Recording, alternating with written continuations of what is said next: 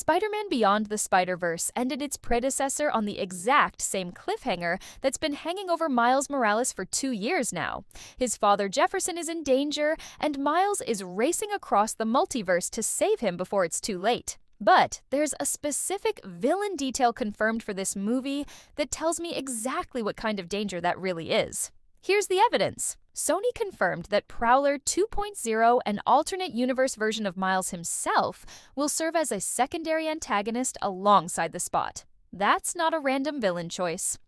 Prowler was introduced at the very end of Across the Spider-Verse as a variant of Miles who exists in another universe, and it's being brought back specifically as an opposing force in the film centered on saving Miles' father.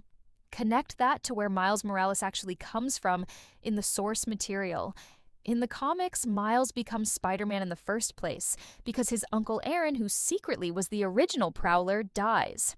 That death is the whole reason Miles ends up wearing the mask.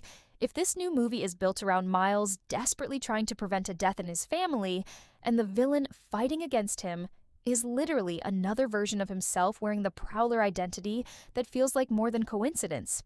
It feels like the film is showing Miles what he could become if he fails. Now the other read. Maybe Prowler 2.0 is simply there as another obstacle for Miles to fight through, and nothing more symbolic than that. Trilogies often bring back a previously introduced character just to escalate the action in the finale. That's a completely fair possibility, but this franchise has never used a variant character casually.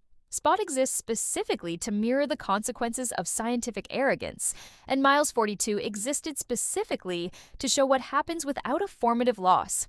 Giving Miles a Prowler variant as his opponent while he's racing to stop his own father from dying fits that same pattern too closely to ignore. My prediction is that Prowler 2.0 functions as a warning of what Miles becomes if he fails to save his father in time rather than just another fight scene villain. If Prowler 2.0 ends up being a minor side threat with no real thematic connection to Jefferson's fate, then this theory falls apart. Still, I don't think this franchise brings back a variant of its own hero during his father's darkest moment without meaning something by it.